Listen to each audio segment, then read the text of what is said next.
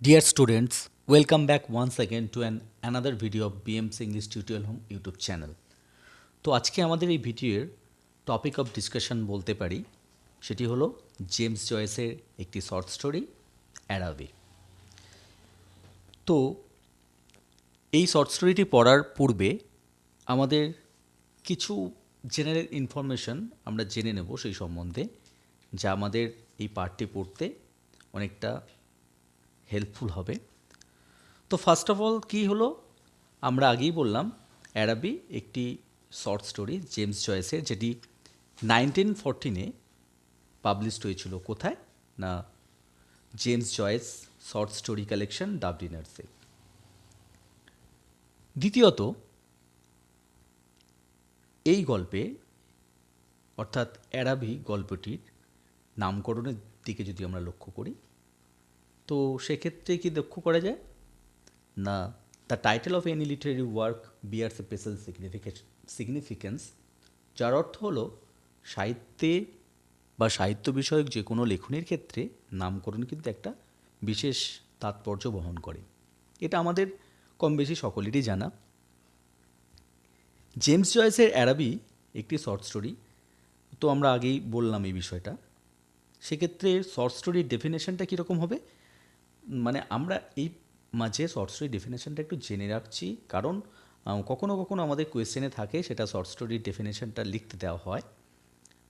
তো শর্ট স্টোরির ডেফিনেশনটা কীরকম হবে না, সেটা কি, a short story contains few characters, a single plot, sudden beginning and abrupt ending. তো শর্ট স্টোরি বা ছোটো গল্পে খুব ক্ষুদ্র অল্প সংখ্যক চরিত্র থাকবে, এবং সেটিংটা বা যদি প্লটটা বলি প্রেক্ষাপটটা একটিমাত্র সিঙ্গেল বা একটিমাত্র প্রেক্ষাপট থাকবে, হঠাৎ করে শুরু হবে এবং অদ্ভুত রকমভাবে শেষ হয়ে যাবে। তো ঠিক কীরকম, গল্পের শেষে যেখানে পাঠক বা রিডারদের মনে একটা অতৃপ্তি থেকে যাবে। যদি আমরা আমাদের কবিগুরু রবীন্দ্রনাথের কথা অনুযায়ী বলি, শেষ হয়েও হইল না শেষ। তো একটু আগে আমরা টাইটেল নিয়ে আলোচনা করছিলাম, অর্থাৎ অ্যারাবির যে টাইটেলটা। তো একটা বিষয় লক্ষ্য করতে হবে, লিটারেচারে নামকরণ কিন্তু কখনো হয়ে থাকে সেটা ক্যারেক্টার বেসিস, কখনো কখনো কি হয়ে থাকে সেটা কনটেক্সট অফ দ্য স্টোরি, অর্থাৎ গল্পের যে বিষয়বস্তু সেটার ওপর। সামটাইমস কী করা যায় বা লক্ষ্য করা যায়, সেটা কখনো সেটা হয়ে থাকে সিম্বলিক বা সাংকেতিক, যেটাকে বলছি। তো নো ডাউটলি অ্যারাবি নামটি কিন্তু সিম্বলিক সেন্সে ব্যবহার করা হয়েছে। আর একটা বিষয় এখানে বলে রাখি, অ্যারাবি গল্পটি কিন্তু একটা অটোবায়োগ্রাফিক্যাল স্কেচ, অর্থাৎ এই গল্পে যে ন্যারেটর, মানে তিনি সেই অ্যাজ এ বয়, যেটা মানে এখানে ডিকটেট মানে উদ্ধৃতি করা রয়েছে, সেক্ষেত্রে আমাদের ওই ন্যারেটর কিন্তু হিমসেলফ এখানে জেমস জয়েস আর কি। তো অ্যারাবির যদি লিটারাল মিনিংটা লক্ষ্য করি, অর্থাৎ আমরা আক্ষরিক দিকটা বিচার করি, মানে অ্যারাবি কথার অর্থ কী, সেটা হলো নাকি আ গ্র্যান্ড ওরিয়েন্টাল ফেট, একটা জাঁকজমকপূর্ণ আড়ম্বরপূর্ণ একটা প্রাচ্য দেশীয় একটা উৎসব, which was held in Dublin 14 to 19 মে 1894। তো এই 14 থেকে 19 মে পর্যন্ত কিন্তু যেটা অনুষ্ঠিত হয়েছিল কোথায়, ডাবলিনে। ইয়ারটা কি ছিল না, 1894। এই অ্যারাবির সঙ্গে সম্পর্কিত কী রইল, আগেই আমরা বললাম প্রাচ্যদেশীয় আড়ম্বরতা, এক কথায় যদি আমরা বলি ইংলিশে সেটা হচ্ছে গ্ল্যামার থাকবে অ্যান্ড গ্র্যান্ডার থাকবে। তো নেক্সট যেটা আসছে আমাদের শর্ট স্টোরির ক্ষেত্রে, characters of the short story. আমরা যখন শর্ট স্টোরির ডেফিনেশন নিয়ে আলোচনা করছিলাম, সেখানে আমরা আগেই বলেছি বা সেখানে বলেছি কি না, শর্ট স্টোরিতে মানে short story contains few characters, তো সেখানে অল্প সংখ্যক চরিত্র থাকবে। আমাদের এই জেমস জয়েসের অ্যারাবিতেও কিন্তু দেখা যায় অল্প সংখ্যকই চরিত্র রয়েছে। না, ফার্স্ট আমরা কোন চরিত্র পাবো, the narrator, the author James Joyce himself as a boy, একজন। নেক্সট, ন্যারেটার্স আঙ্কেল, কথকের কাকা। 3 নম্বর যে চরিত্রটা পাওয়া যাবে সেটা হচ্ছে দ্য ন্যারেটার্স আন্টি বা আন্ট, তো কাকিমা, তাদের কাকা কাকিমা। নেক্সট, ম্যানগানস সিস্টার, দ্য 5 নম্বর যে ক্যারেক্টার রয়েছে দ্য প্রিস্ট। আর 6 নম্বরে ইয়ং ফিমেল শপকিপার আর একজন ক্যারেক্টার পাওয়া যায়, সেটা হচ্ছে মিসেস মার্সার। তো এবার আমরা গল্পের যদি সেটিংটা লক্ষ্য করি, অর্থাৎ কোন জায়গায়কে কেন্দ্র করে গল্পটা, সেটা হচ্ছে north Richmond street in Dublin. তো সেই সারাউন্ডিংসটা কীরকম? সেই গল্পের সারাউন্ডিংসটা ডারবান ডার্ল মেট্রোপলিটন সিটি, একটা ধূসর একটা ধূসর বিষণ্ণ সারাউন্ডিংস, মানে যে শহর মহানগরের যে পরিবেশ, তো সেখানে কিন্তু এই গল্পটার প্রেক্ষাপট। নেক্সট আমরা পাচ্ছি থিম অফ দ্য স্টোরি। যদি অ্যারাবির বিষয়বস্তুটা আমরা নিয়ে আলোচনা করি, একটু জেনে রাখি গল্পটা পড়ার আগে। সেখানে the authors James Joyce use the word Araby as a symbolic one. আমরা আগেই বলেছিলাম যে এর নামকরণটা কিন্তু সাংকেতিক। তো এই গল্পের বিষয়বস্তুটা কি না, সেখানে হচ্ছে ড্রিম ওয়ার্ল্ড আর রিয়েলিটি, অর্থাৎ স্বপ্নলোক এবং বাস্তবতা। কিসের ড্রিম ওয়ার্ল্ডটা? আর dream world of romance and beauty. একদিকে রয়েছে কি স্বপ্নলোকটা কী নিয়ে, সেখানে হচ্ছে সৌন্দর্য এবং ভালোবাসার, অন্যদিকে আর sordid reality of a metropolitan city, এটা বিষণ্ণ যে বাস্তবতা মহানগরীয় সেই বিষয়টা, দ্য রিয়েলিটি অফ অ্যারাবি, এবং অ্যারাবির যে বাস্তবতাটা সেটা। তো গল্পটিকে একটা সুন্দর ব্যালেন্স দেওয়া হয়েছে, এখানে একটা মিশ্রণ রয়েছে, যেখানে কিসের না বাস্তবতাটা স্বপ্নলোকের। একধরে লেখক কী করলেন, লেখক দেখালেন সেই যে চরিত্রটা, মানে as a boy the narrator, যে তার যে ইনফ্যাচুয়েশনটা, তার বন্ধুর বোনের প্রতি একটা ইনফ্যাচুয়েশন। অন্যদিকে অ্যারাবির সেই গল্পলোকের বাজার, যেখান থেকে তিনি, মানে সে আর কি, সেই বালক ফ্রাস্ট্রেটেড হয়ে ফিরে আসে। অ্যাডোলেশন সাইকোলজির কথাটাও কিন্তু এখানে তুলে ধরা হয়েছে। এক কথায় Araby focuses on the quest for beauty, মানে সৌন্দর্যের অন্বেষণ, মানে পিছনে ছুটে চলা, হুইচ ইজ ইউনিভার্সাল, যেটা কিন্তু বিশ্বজনীন ব্যাপার।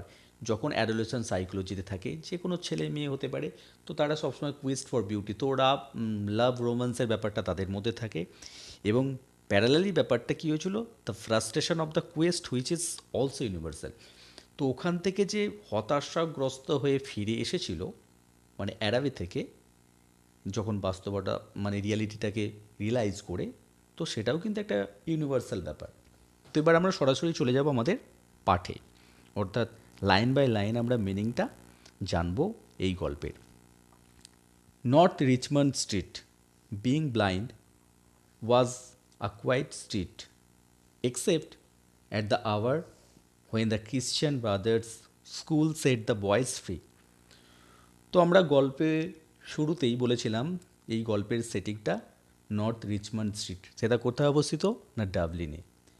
বিং ব্লাইন্ড মানে কে কানাগলি, বা ব্লাইন্ড অর্থে বলা হচ্ছে কানাগলি। কীরকম? যে পথে মানুষ যাতায়াত কম করে, বা যে একটা পথটা যেখানে গিয়ে একটা জায়গায় গিয়ে শেষ হয়।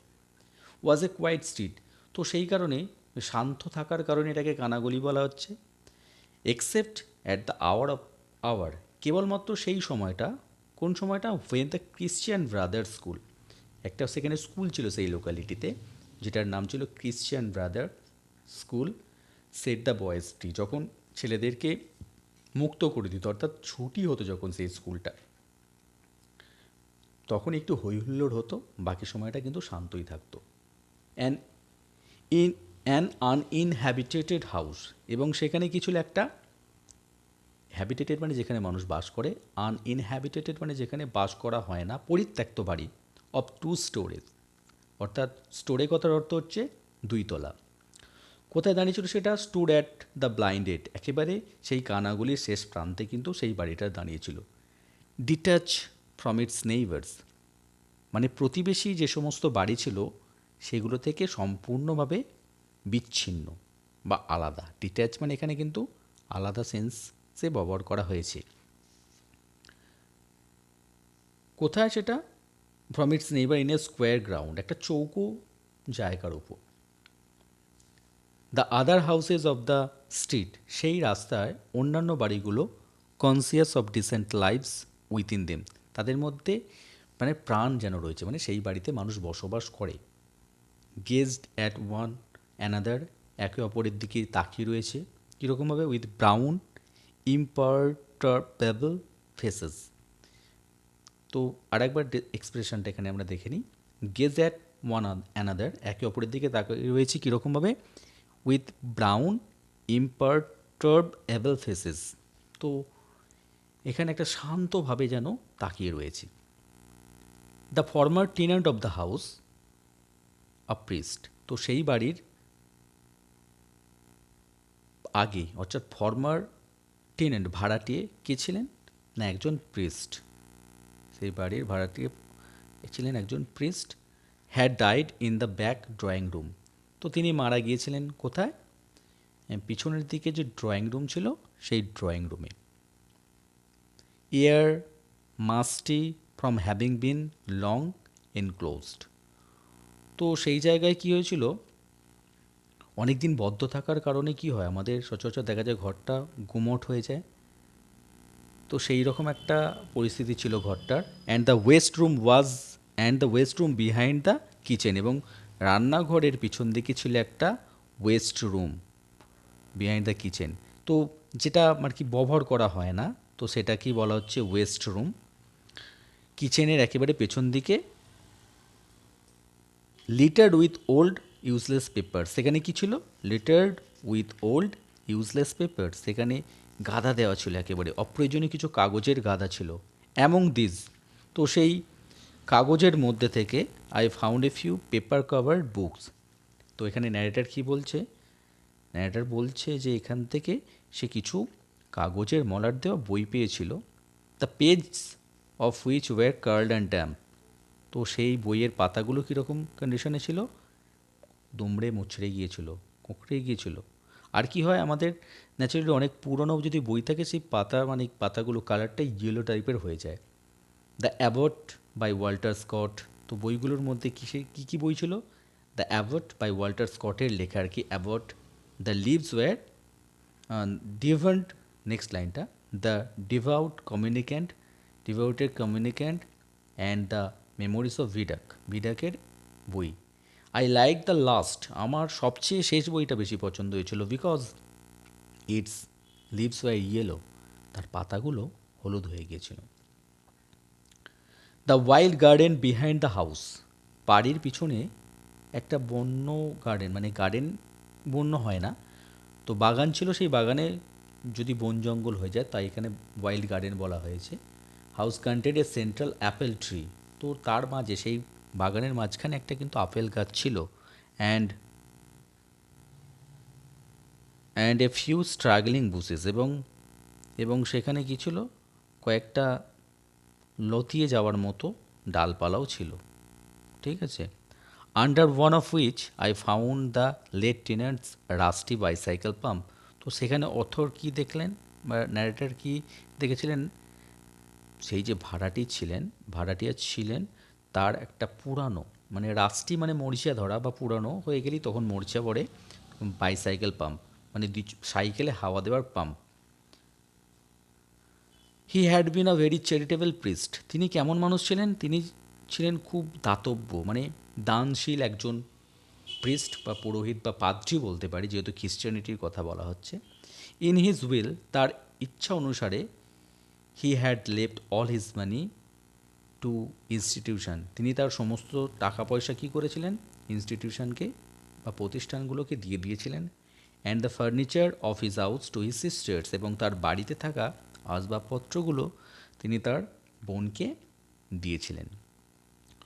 তো আমরা যে দুটো প্যারা পড়লাম, ফার্স্ট নর্থ রিচমন্ড স্ট্রিট, এখানে অর্থাৎ মানে এই গল্পের সেটিংটা বলা হলো যে কোন ব্যাকগ্রাউন্ডে, তারপর যে বাড়িটাকে কেন্দ্র করে গল্পটা, অর্থাৎ ন্যারেটর যেখানে থাকতেন আর কি, সেখানের বাড়ির ডেসক্রিপশনটা দেওয়া হলো এবং তার কন্ডিশনটাও দেওয়া হলো, তার সারাউন্ডিংসটাও দেওয়া হলো।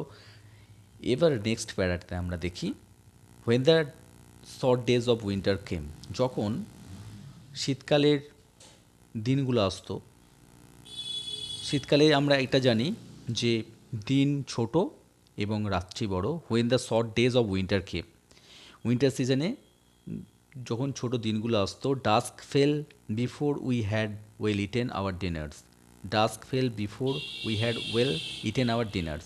তো গোধূলি পড়ার পরেই, গোধূলি মানে তো সূর্যাস্তের সময় হওয়ার পরে কী হতো, তাড়াতাড়ি আমাদের রাত মানে রাতের খাবারটা তারা কী করতো, খেয়ে নিত। When we mate in the streets the house had grown in sambar. যখন আমরা সাক্ষাৎ করতাম তখন বাড়িগুলো একটা বিষণ্ণ রূপ নিত। সেই রাস্তায় বাড়িগুলো থাকা মানে সেগুলো একটা বিষণ্ণতা ছেয়ে যেত। The space of the sky above us was the color of ever changing violet, and towards it the lamp of the street lifted their feeble lanterns. তো এখানের এক্সপ্রেশনটা আমাদের একটু দেখতে হবে। The space of the sky above us. তো যখন metropolitan city আমরা অনেকেই দেখেছি, তো ন্যারো লেন থাকে, দুপাশারই বড় বড় বাড়ি থাকে, সেখান থেকে আকাশটা একটু দেখা যায়।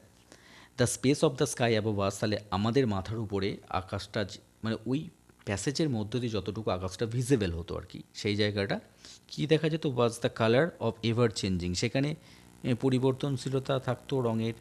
ভায়োলেট টুয়ার্ডস ইট, সেখানে ভায়োলেট কালারটা থাকতো কোন সময়, মানে at the time of sunset.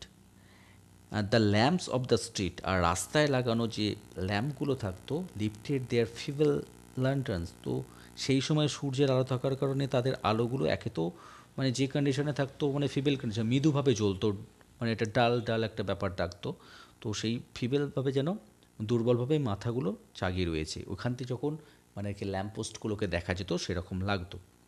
The cold air stung us and we played, আর শীতল বাতাস কী করতো, আমাদেরকে যেন বিদ্ধ করতো। And we played till our bodies glowed, ততক্ষণ পর্যন্ত আমরা খেলা করতাম যতক্ষণ না কী হতো, আমাদের দেহটা আর কি, আমাদের শরীরগুলো গ্লোড করতো। মানে তো খেলাধুলা করলে শীতকালে হলে কিন্তু একটা ঘামে ঘামে ভাব থাকে। আবার shouts echoed in the silent street, আর আমাদের চিৎকারের শব্দটা রাস্তাতে কিন্তু নীরব রাস্তাতে প্রতিধ্বনিত হতো। The career of our play, the career of our play অর্থাৎ তাদের খেলাধুলার মধ্য দিয়ে কী হতো, খেলতে খেলতে brought us through the dark muddy lanes, তারা খেলতে খেলতে কোথায় চলে যেত ন্যারেটররা এবং তার সঙ্গীরা, কাদাওয়ালা মানে মাটির যে গলিপথ, সেখানে বিহাইন্ড দ্য হাউস, সেই বাড়ির পিছনে। Where we ran the gauntlet of the rough tribes from the cottage. Where, যেখানে কী হতো, যেখানে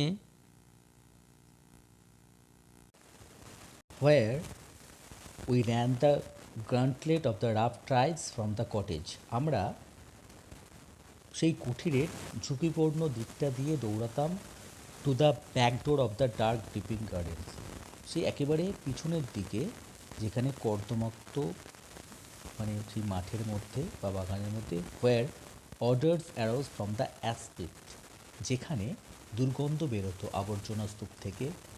two the dark odours stables, এবং অন্ধকারাচ্ছন্ন আস্তাবলের গন্ধ।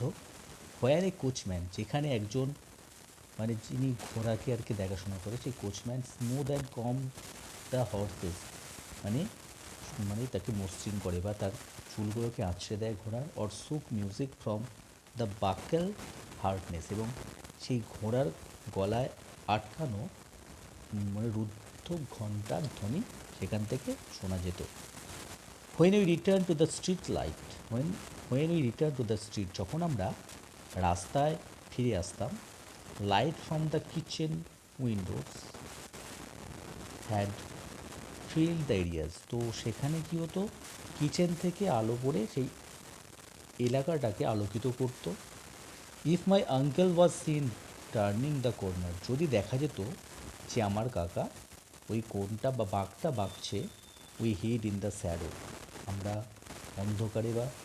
অন্ধকারের মধ্যে লুকিয়ে পড়তাম।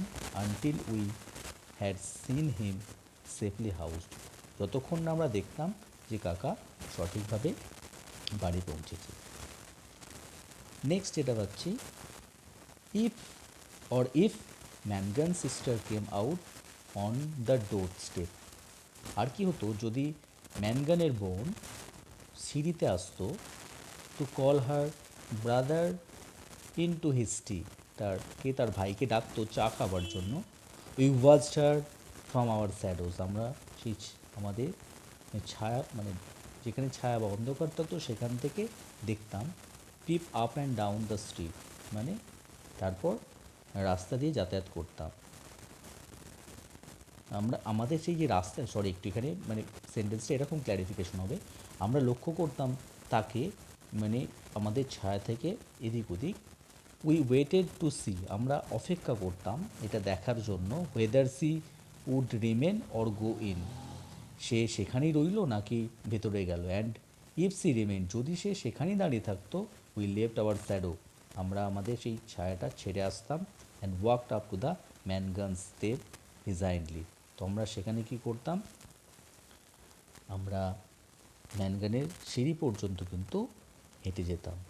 C was waiting for us, সে আমাদের জন্য অপেক্ষা করতো। Her figure defined by the light from the half open door, তার দেহটা কিন্তু বা শারীরিক গঠনটা কিন্তু বোঝা যেত কীভাবে, তার যে দরজাটা অর্ধেক খোলা দরজার আলোটা এসে পড়তো সেটা কিন্তু দেখা যেত, তার ফলে তার শারীরিক আকৃতিটা কিন্তু বোঝা যেত। হার ব্রাদার অলওয়েজ টিজড হার, তার ভাই সর্বদাই তাকে বিরক্ত করতো। বিফোর হি অবেড, মানে তার কথা শোনার মানে সে বাধ্যভাবে তার কথা শোনার আগে পর্যন্ত কিন্তু তাকে বিরক্ত করতো। And I stood by the railings looking at her, এবং আমি কি করতাম, ন্যারেটর এখানে বলছে যে আমি রেলিংয়ে দাঁড়িয়ে দাঁড়িয়ে তাকে দেখতাম। Her dress swing as she move, যেই সে ঘুরতো তার পোশাকটাও কিন্তু বেন্ড করতো, মুভ হার বডি, সে তার শরীরটা ঘোরালেও কিন্তু পোশাকটা ঘুরতো। And the soft rope her hair toss from side to side, আর কি হতো, মানে তার রোপ, ওই যে রিবনসগুলো থাকতো অথবা তার চুলের যে বেনিগুলো ছিল সেগুলো কিন্তু পাশে সেটা যেন দুলতে থাকতো। নেক্সট প্যারায় আমরা চলে যাব। এভরি মর্নিং, প্রত্যেক সকালবেলায়, I lay on the floor, আমি মেঝের উপর শুয়ে থাকতাম। ইন দ্য ফ্রন্ট পার্লার, একেবারে সামনের পার্লারে বা ব্যালকানি যেটাকে বলি, ওয়াচিং আর ডোর, তার দরজার দিকে তাকিয়ে। The blind was pull down, the blind was মানে এখানে বলা হচ্ছে কার্টেনের কথা, পর্দাটা কিন্তু ঝোলানো থাকতো। To within inch of the sash, সার্চে থেকে 1 ইঞ্চি উপরে, সো দ্যাট যাতে করে I could not be seen, আমাকে যেন না দেখতে পায়। হোয়েন সি কেম আউট, যখন সে বেরিয়ে আসতো, অন দ্য ডোর স্টেপ, মানে ওই দরজার যে সামনে সিঁড়ি সেখানে, মাই হার্ট লিফট, আমার হৃদয়টা যেন লাফিয়ে উঠতো। I ran to the hall, আমি হল পর্যন্ত দৌড়ে যেতাম। Seized my book and followed her, আমি আমার বইগুলোকে নিয়ে তাকে অনুসরণ করতাম। I kept her brown figure always, তার সেই যে বাদামি আকৃতিটা আমি সর্বদাই যেন বহন করে নিয়ে চলতাম। কোথায়, আমার চোখে, মানে এখানে যে তার অ্যাডোলেশন সাইকোলজি, যে ইনফ্যাচুয়েশন, তাকে সর্বত্র মানে সব জায়গায় সে ম্যানগানের সিস্টার্সকেই দেখতে পেত আর কি, narrator. When we came near the point, যখন আমরা একটা জায়গায় পৌঁছাতাম, হুইচ আওয়ার ওয়েজ ডাইভার্জ, যেখানে আমাদের দুজনের পথটা আলাদা হয়ে যাচ্ছে। আই কুইকেন্ড মাই স্পেস অ্যান্ড পাস্টার, আমি আমার গতি বাড়াতাম এবং তাকে অতিক্রম করতাম। This happen morning after morning, এটা সকালের পর সকাল ঘুরতে থাকতো, মানে প্রায়শই হতো, প্রত্যেক সকালই আর কি। I had never spoken to her, আমি তার সঙ্গে কখনোই কথা বলিনি, except for a few casual word, কয়েকটা স্বাভাবিক কথাবার্তা ছাড়া। And yet her name was like a summons to all my foolish blood, তবুও যেন তার নামটা আমার সারা শরীরের মধ্যে একটা শিহরণ জাগিয়ে তোলে। তো এই ছিল আজকে আমাদের ভিডিও ডিসকাশন, ভিডিওটি এখানেই শেষ করছি। আবার পরবর্তী ভিডিওতে আমাদের পরবর্তী অংশ নিয়ে টেক্সটের আলোচনা করব। ভিডিওটি যদি তোমাদের কাছে ইফেক্টিভ বলে মনে হয় তো অবশ্যই একটি লাইক করে দিও। আর এখনও পর্যন্ত যারা আমাদের চ্যানেলটিকে সাবস্ক্রাইব করোনি, আমাদের চ্যানেলটিকে সাবস্ক্রাইব করে আমাদের পাশে থেকে আমাদের সাপোর্ট করো। সকলেই সুস্থ থাকো, দেখা হচ্ছে আবার নতুন ভিডিওতে। আজকের জন্য টাটা।